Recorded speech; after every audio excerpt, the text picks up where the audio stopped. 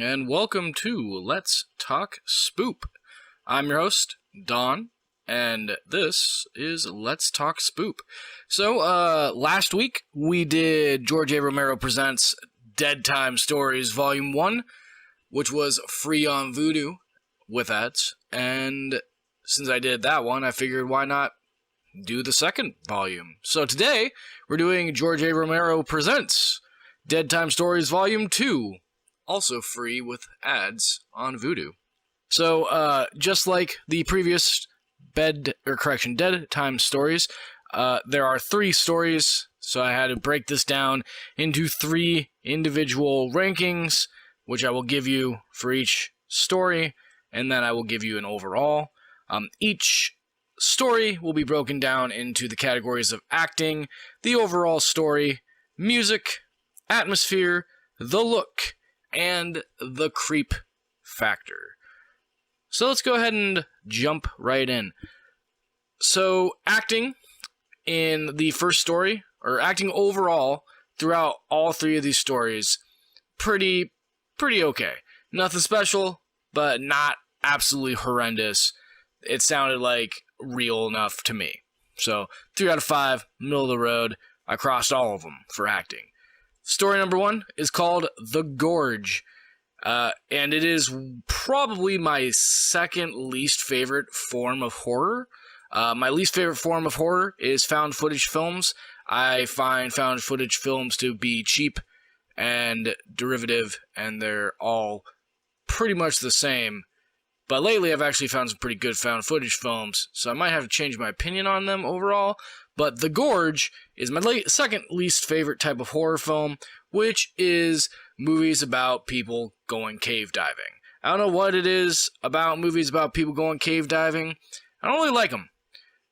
They don't appeal to me. But I try to put my personal opinions aside for The Gorge, and here's my thoughts. So, The Gorge is a group of 3 people go cave diving. There is a cave in.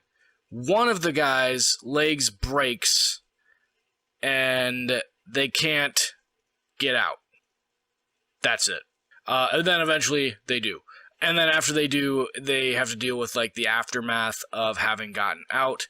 The story is about 30 minutes long, and it felt like an hour. Like it dragged. But what they did do, the execution of the parts of the story that were executionable and weren't just a drag, they did well. So I gave it a 2.5 out of 5. The music was actually pretty good. It set the mood. It wasn't special. There was no like super frighteningness music, but the way it played with the scenes definitely pulled the viewer in. Me in. So 4 out of 5 for music. Atmosphere. All 3 of these movies have a similar kind of college film, school feel to them. The first story, because it takes place in a cave-in, has a very claustrophobic feeling to it, which definitely helps to set some creepiness. So I give it a 3 out of 5 for atmosphere. Look. So, like I said, a guy breaks his ankle, and it looks pretty friggin' gnarly. They did a good job on making it look like a real, like, broken ankle with the bone coming out sort of situation. Lots of fake blood. I enjoyed it. 3 out of 5 for the look. Creep. So, aside from, the general creepiness of claustrophobia, there's a scene pretty early on where one of the characters can't squeeze through an opening very well, and it gave me a gut-wrenching feeling, because that's internally a fear of mine. I've always been afraid of getting stuck in water slides. So, it made me super uncomfortable. I gave it a 3 out of 5 on the creepiness factor. So, overall, story number 1 ends up with a 3.4 out of 5, which isn't bad for a story that is in a genre of horror that I don't actually appreciate. Moving on to story 2. So, story 2 is called On Sabbath Hill.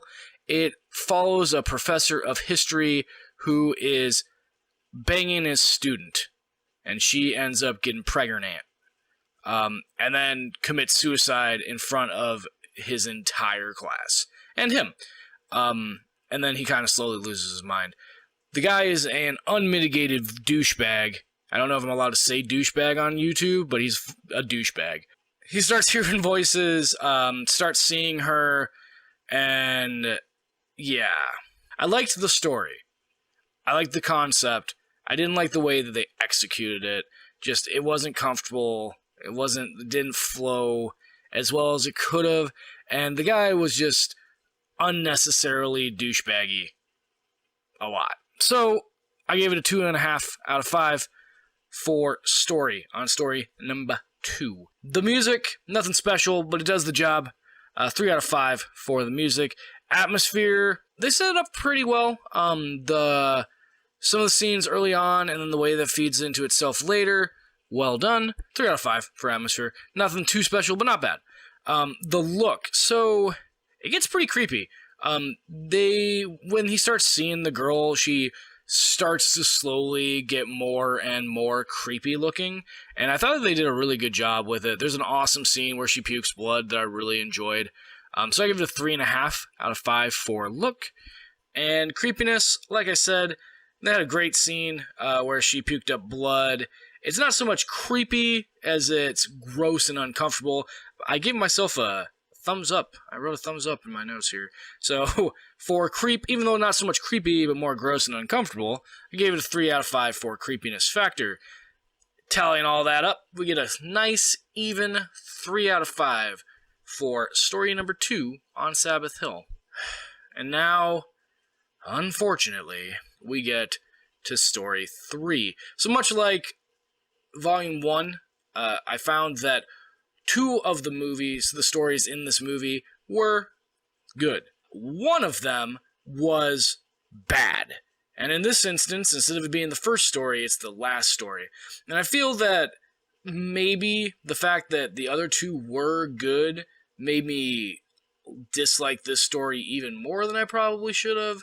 But whatever, I'm not completely unbiased. Ironically, though, story 3 probably had the better acting of the 3 stories, but I still give it a 3 out of 5 for acting. So, story number 3 is about a man and woman who, the man is a security guard at a quote-unquote research facility, and his wife has what I assume is cancer, and she's dying. And the guy is a security guard at this research facility that just so happens to be researching Mars dust. And one of the guy who's researching it says that apparently Mars dust can cure cancer. So the guy steals it and gives it to his wife. Obviously, there are side effects to eating Mars dust, one of which is that she has a ridiculously insatiable sex drive, and her appetite for flesh has increased markedly. So what do you suppose that means? I'm not going to tell you what it means because I don't want to ruin the end of the story, but I'm pretty sure you can guess because it's a very, very unoriginal. It's a very predictable story. I gave it 2 out of 5. Music. So normally there was nothing too special or bad about the music, and I would have normally given this a 3 out of 5 for music, but when he initially gives the dust to his wife and they bone a lot, it plays this absolutely terrible love song that I just could not stand. So I gave it a 2 out of 5 for music because that song was horrible. Atmosphere, there's nothing here. It's not scary. It doesn't build up. There's no creepiness. So I gave it a 1 out of 5 for atmosphere. The look, let's skip look for now. Creep, again, like I said about atmosphere, 1 out of 5, nothing. I waited 30 minutes to get scared, and I did not get scared. That's disappointing to me. Now let's talk about the look. So, surprisingly, what they did with the look in this, I actually really enjoyed.